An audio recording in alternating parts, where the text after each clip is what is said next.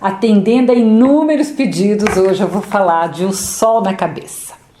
O Sol na Cabeça é um livro de contos do escritor carioca Jovani Martins, que fez muito sucesso quando foi lançado em 2018, justamente por trazer a realidade dos jovens pobres das comunidades do Rio de Janeiro. Um tema que não é muito comum e por ter também uma narrativa bem disruptiva, para usar uma palavra da moda, tá? Como é uma obra que cai em alguns vestibulares, eu vou resumir, analisar e marcar as principais características junto com você. E se você não for fazer nenhuma prova, eu acho que é uma oportunidade interessante para você conhecer o que se está publicando, né, de literatura contemporânea no Brasil. Então a gente tem que conhecer também os novos autores. Já peço para você dar seu like, ripar, tudo isso que é tão importante para um canal pequeno. O Jovani Martins, ele nasceu em 1991, logo agora, né? Em Bangu, no Rio de Janeiro. E O Sol na Cabeça é o seu primeiro livro. São ao todo 13 contos que variam de tamanho, mas os mais longos têm ali 12 ou 13 páginas e os mais curtos 4 ou 5, tá? Então é bem fácil de ler.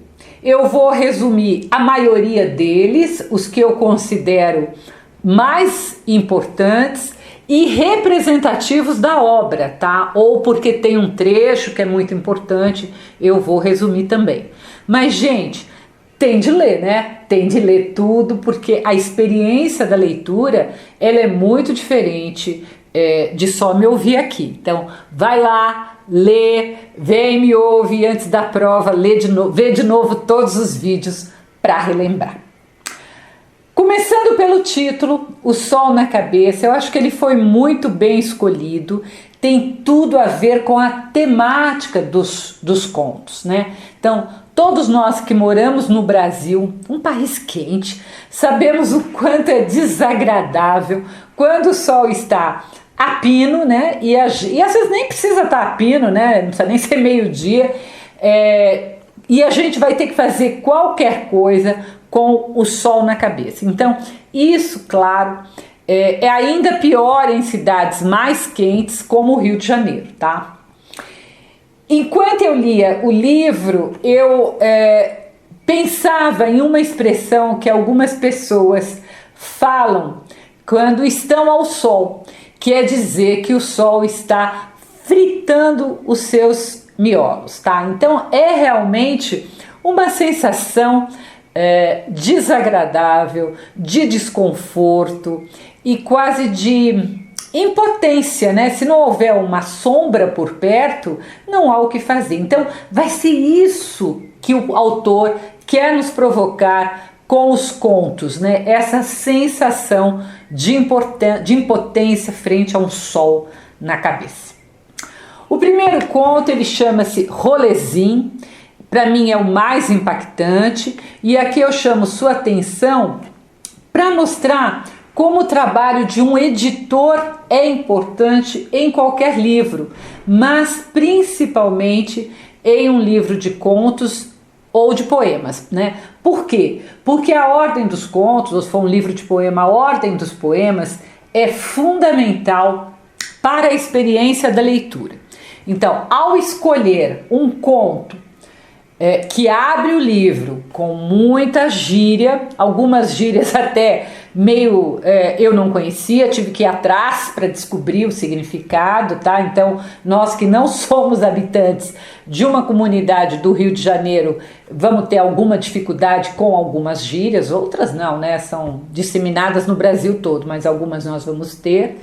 Agora, esse conto, então, ele traz uma narrativa completamente diferente daquela que estamos habituados, né? Então, imediatamente o livro nos surpreende E creio que ao nos surpreender, ao vir com isso, com essa narrativa tão diferente, né, ele nos dá vontade de ler o resto. Só que, para nossa surpresa, o segundo conto, que se chama Espiral, é completamente diferente a escrita. Não estou falando dos temas, tá? A escrita, ela volta a ser, então, no segundo conto, uma escrita tradicional, a qual estamos acostumados. Então, ele vai fazer esse jogo, tá? Eu vou falar daqui a pouco também, entre narrativa para chocar, para impactar, muito oral e anormal. Eu não conhecia o termo rolezinho. Aqui em São Paulo e em outras partes do Brasil, as pessoas falam em dar um rolê ou rolezinho, mas rolezinho eu nunca tinha visto. A primeira frase que abre o conto e o livro abre aspas, acordei, estava ligado o maçarico, sem neurose, não era nem 9 da manhã e a minha caxanga parecia que estava derretendo. Assim, gente, rapidamente, com esse início, a gente entende que o maçarico, a que o narrador está se referindo, era o calor muito forte logo cedo. Claro que não é o maçarico, a ferramenta ali que a gente usa para consertar as coisas, tá? Eu gosto bastante dessa analogia com o calor, né? O calor como o maçarico representando o calor. E nesse pequeno trecho você vai notar que não há qualquer preocupação com pontuação ou em utilizar a forma correta do verbo, porque deveria ser estava e não tava. Então ele está trazendo a oralidade para a escrita.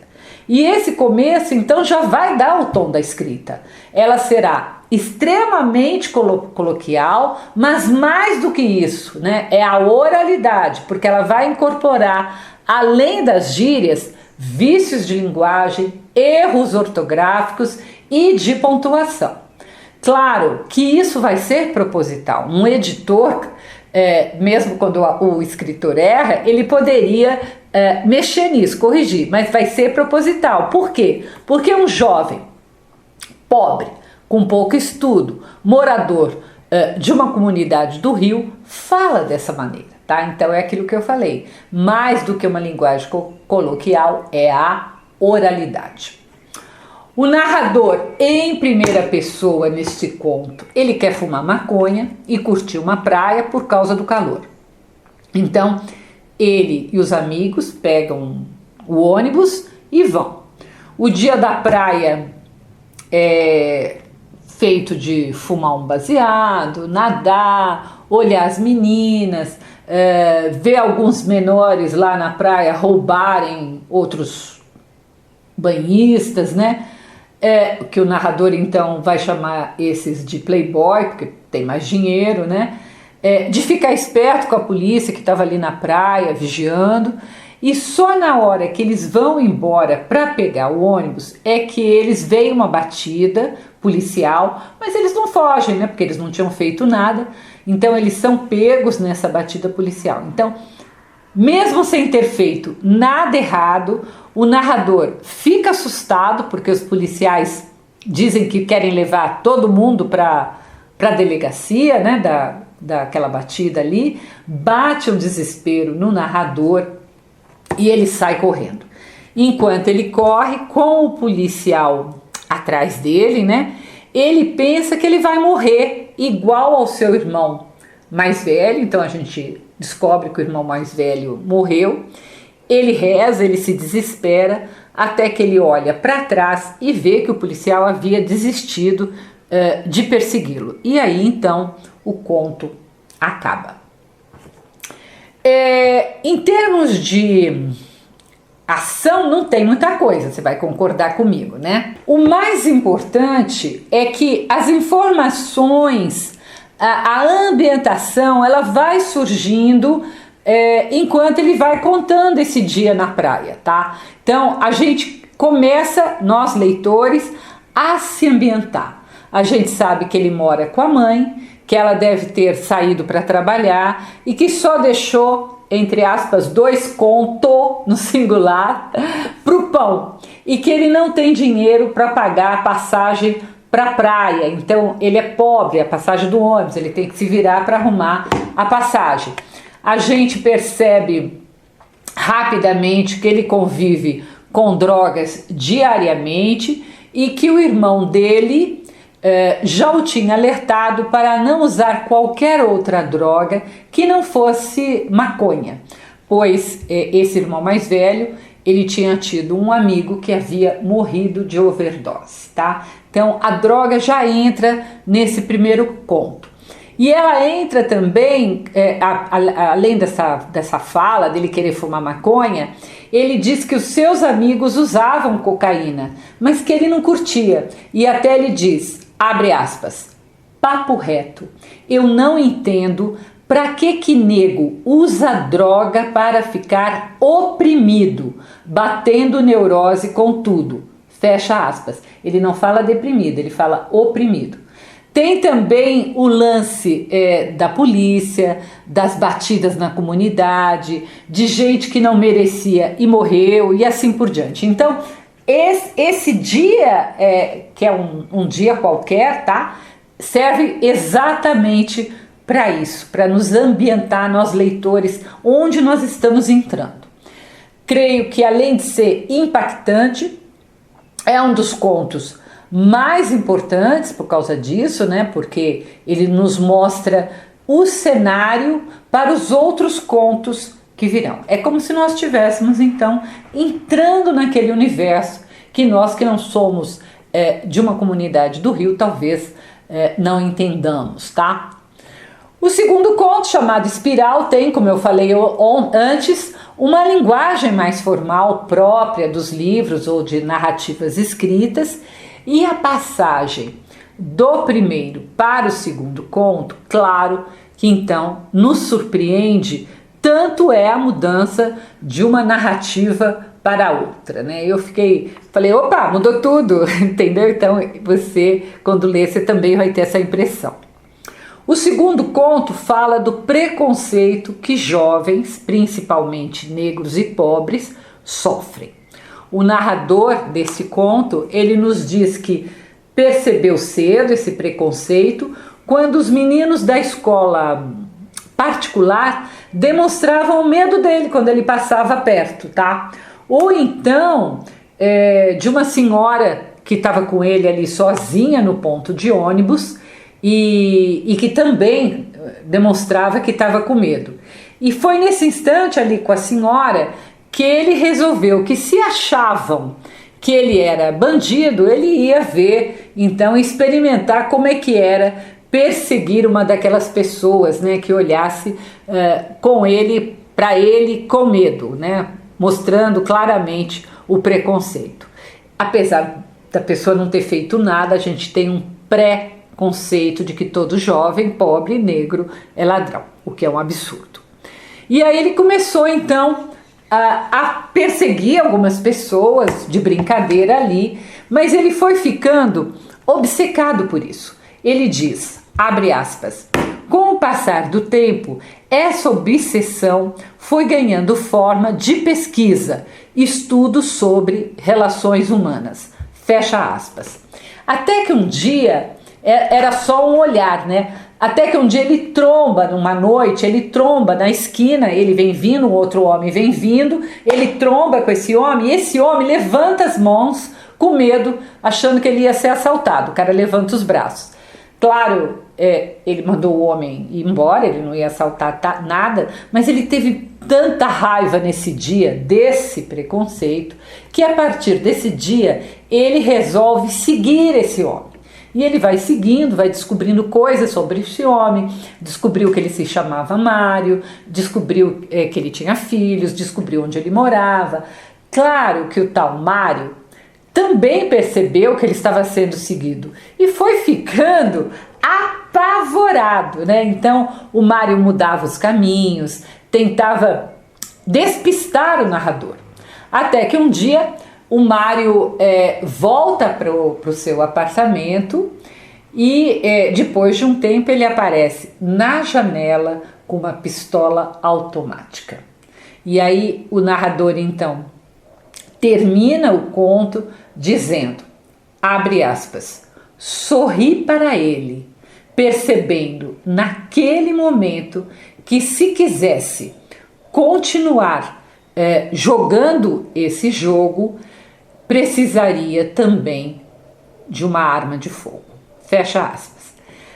Claro que ele deixa em aberto, o conto termina, para nós leitores, o que aconteceu depois. Se ele desistiu de perseguir o homem ou se ele enveredou para o crime. Mas o que eu gosto nesse conto, né, principalmente nesse final, é que o autor nos apresenta justamente o exato momento da decisão, de que qual caminho aquele jovem vai escolher. Vai assumir que, como todos os outros brancos assumem que ele é negro, por isso ele é ladrão, ele vai assumir que ele é ladrão ou não. O terceiro conto, chamado Roleta Russa, e o quarto conto, O Caso da Borboleta, não são mais com o narrador em primeira pessoa, mas em terceira pessoa. Então você tem que saber isso, alguns são em primeira, alguns são em terceira. Roleta Russa, claro, é uma alusão àquela brincadeira em que as pessoas muito malucas colocam apenas uma bala na arma e elas ficam em círculo e vai passando, cada um vai dando um tiro para ver quem morre, tá? Nesse conto é um menino de apenas 10 anos, né? E ele fica fascinado, ele quer brincar com a arma do pai dele. O pai dele é segurança numa empresa e leva todo dia o revólver para casa. E apesar de nada de ruim acontecer ao Paulo, que é o garoto, o tempo todo nós leitores ficamos ansiosos, esperando pelo pior. O Paulo imagina que vai dar tempo dele mostrar a arma aos amigos, então ele pega o revólver e sai, mas quando ele volta para casa, o pai já chegou. E a gente fica sem saber o que aconteceu. O pai está tomando banho e aí a gente não sabe.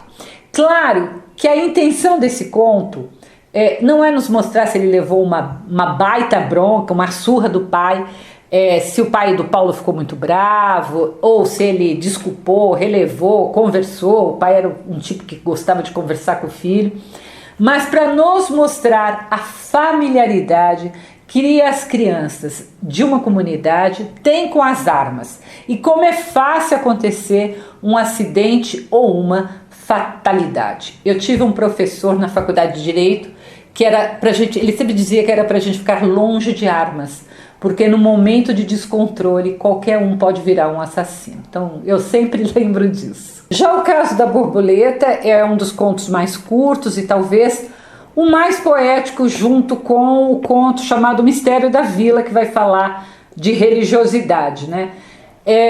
Esses dois contos é um momento de lirismo em que nós leitores podemos respirar um pouco, né?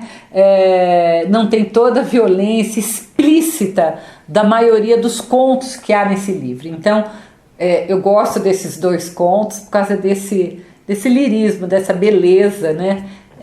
Que ele traz, misturando ali com a agressividade dos outros. O Caso da Borboleta conta sobre Breno, um garoto de 9 anos, que pensa sobre a borboleta, né? O que ele pensa? Abre aspas. A lagarta é como se fosse uma borboleta criança. Mas quando o Breno for adulto e virar homem, ele não vai virar borboleta. E por quê? Porque os homens não voam. Então eu gosto dessa ideia.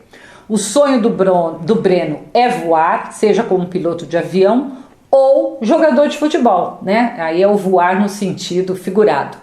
Vejam que é como qualquer criança que sonha, mas que nós sabemos que esses sonhos naquele meio, esses sonhos infantis já são difíceis de serem realizados, mas principalmente em lugares, naquele meio, comunidades pobres, violentas, com tão poucas oportunidades de mudança, ainda é mais difícil. O Breno está na cozinha, a janela da cozinha está aberta e a borboleta ela entra na cozinha e cai numa panela de óleo que estava sobre o fogão. O óleo não está quente, o óleo está frio, e aí o Breno tira a borboleta de lá e coloca na janela. Mas a borboleta, claro, vai morrer, né? E aí ele, o garoto, imaginou se fosse ele, né, imerso naquele óleo. Ele se coloca no lugar da borboleta, que ela voa, mas naquele momento ela se torna incapaz de voar. E principalmente eu penso no óleo, né? O óleo é algo pegajoso que a gente quer limpar da pele, mas não consegue, demora muito. E claro, gente, o autor foi muito bom nisso, porque é uma alusão ao destino das crianças pobres do Brasil. Elas estão de tal forma enveredadas, né, presas em um ambiente sem oportunidade, que elas acabam morrendo sem poder voar. Então, eu gosto muito dessa ideia da borboleta no óleo e das crianças da comunidade.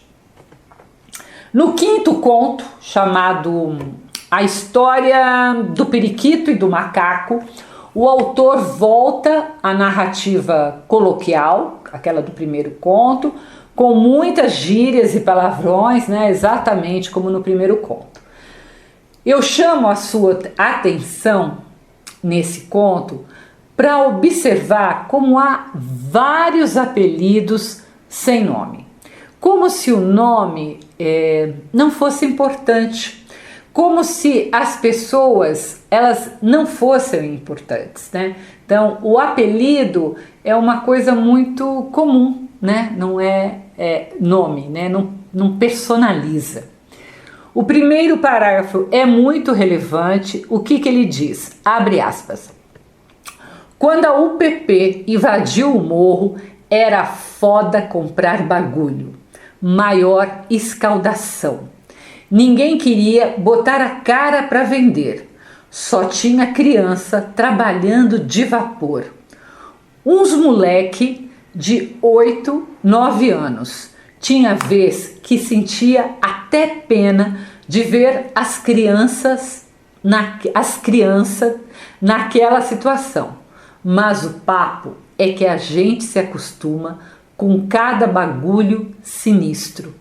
Que pena é coisa que dá e passa rápido. Geral continuou comprando droga. Fecha aspas, tá? Eu sempre falo no plural e eu esqueço que a maneira como está escrita, ele não usa o plural, tá? Bem, vamos lá. UPP, se você não sabe, é a sigla de Unidade de Polícia Pacificadora, que fazia parte de um programa do Rio de Janeiro, do governo do Rio de Janeiro, para instalar bases policiais dentro das favelas para combater a criminalidade, claro, e o tráfico de drogas. Esse programa foi introduzido em 2008 e parecia uma boa ideia, né? Mas com o tempo, os policiais das UPPs também foram se corrompendo, né? E acabou vindo à tona vários casos, várias denúncias de policiais corruptos envolvidos com tráfico, envolvidos com crimes, ou então policiais que usavam exageradamente a força contra os moradores, o que acabou por desmoralizar o programa. Eu ainda acho que é uma boa ideia, só não pode ter policial corrupto, né? No conto, o narrador diz que os contrabandistas, eles usavam crianças pequenas para levar a droga, com medo, claro, de serem presos. A polícia estava ali todo dia na UPP. O narrador também diz que no começo tinha até pena dessas crianças tão pequenas servindo de vapor, né, de carregador de droga de lá para cá, mas ele também diz que ele se acostuma. E isso é muito triste, né, quando as pessoas se acostumam com coisas que não deveriam se acostumar.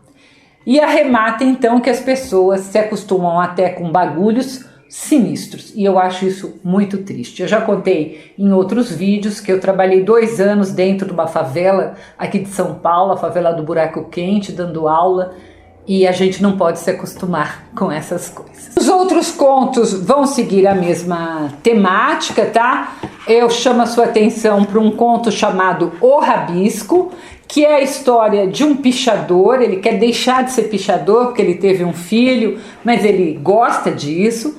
E aí ele entra num prédio para pichar lá em cima, no alto, mas as pessoas acham que ele é ladrão. E aí lá embaixo se ajunta, né, um monte de gente para saber o que está acontecendo. Tem uma aglomeração, né, e acham ali que ele está lá em cima, que a pessoa que está lá em cima é um ladrão. E eu gosto de um trecho que ele fala da incrível capacidade de transformar pessoas comuns que amam, choram, que sentem fome, saudade, em algo completamente diferente, né? Quando essas pessoas estão todas juntas. Ele diz que transforma-se numa unidade capaz de ir além dos limites de cada um dos indivíduos reunidos. E essa massa de gente, né? Ela não se incomoda em ver o sangue escorrendo pela roupa do objeto atingido, se isso satisfizer a sua noção de justiça no momento exato do choque. Então, eu gosto desse trecho, e eu gosto dele dizer que ele é um objeto, né? E eu gosto principalmente porque eu já tive essa experiência aqui no centro de São Paulo, de ver como uma massa de pessoas, quando elas estão juntas, gritando, bravas, aquilo pode ser algo assustador. Eu estava bem no centro de São Paulo, ali perto do Largo São Francisco. Eu estudava, fazia direito na USP nessa época, e é ali. E aí veio uma massa enorme caminhando pelas ruas e eu me encolhi porque, gente, dá medo, tá? Parece que as pessoas perdem a sua individualidade e o seu bom senso e se deixam levar por essa massa, tá? O conto termina com o rapaz desmaiando lá no prédio, mas tendo a certeza que um dia ele ainda voltaria para pichar aquele prédio, o seu nome. E aí ele fala, seu nome, Loki. E Loki, gente, claro, é uma referência ao deus da mitologia, que é um deus traiçoeiro, um pouco trapaceiro, mas também é um deus muito inteligente. Então, esse conto mostra bem o que uma massa irracional, junto com um preconceito racial, pode fazer, tá? Então a gente tem que pensar nisso. Por fim, o livro termina com o conto chamado Travessia e conta a história do Beto, que havia matado um homem. Ele trabalhava ali na Boca de Fumo e o homem na Boca de Fumo tinha feito o sinal de outra facção criminosa. Essa morte deixou enfurecido o dono do morro, porque ele ficou com medo de um processo, da polícia cair em cima, e ele diz que é para o Beto desaparecer com o cadáver para bem longe dali.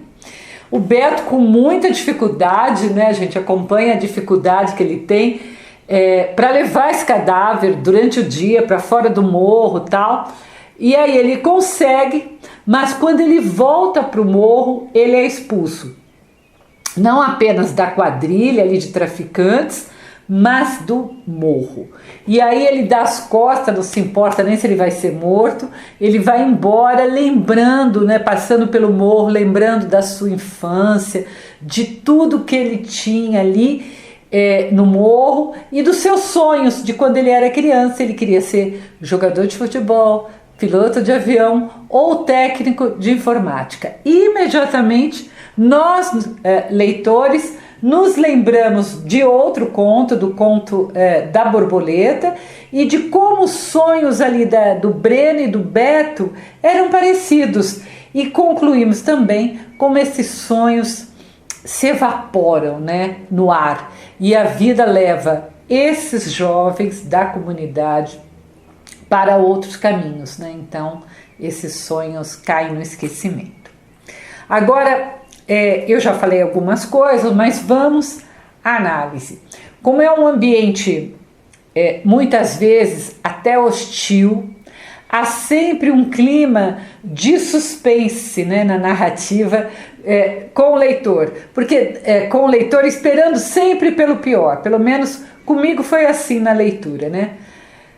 Pessimismo, desilusão, tristeza, um certo fatalismo, né? Como se não fosse possível mudar nada naquele ambiente.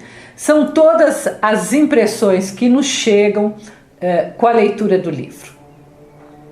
Além disso, uma coisa que nos choca é a normalização do crime, do tráfico, da violência, da conduta estranha da polícia, do preconceito racial e da pobreza, tanto como causa como consequência, né? Então tudo isso permeia os contos.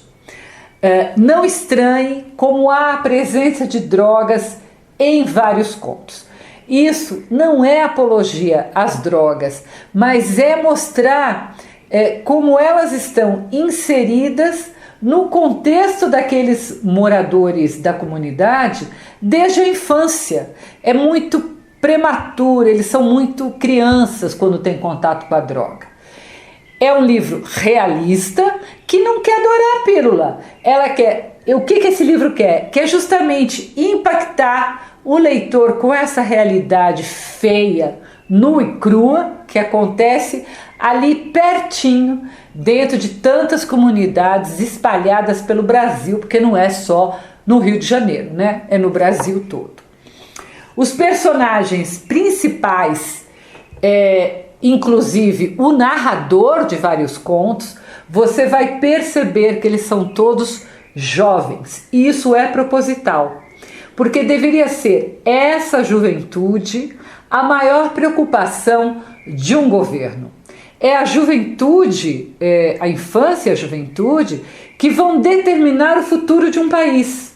E pelo jeito, né, nosso futuro será sombrio, né? Além desse conto, dá uma tristeza, desses contos dá uma tristeza muito grande. Então, por isso mesmo, obviamente, é um livro realista, de crítica social, quase um grito para que a sociedade enxergue o que está acontecendo com esses jovens, com essas crianças pobres de comunidade e façam algo para mudar. Quanto à narrativa, ela é muito coloquial, mas ela é mais do que isso em alguns contos. Ela traz a oralidade como se o autor, como autor, né? Como não? O autor escrevendo, como se fala no contexto das comunidades e por aqueles personagens jovens. Por isso não estranhe gíria, não estranhe erro de gramática, erro de plural, singular, etc. Tá?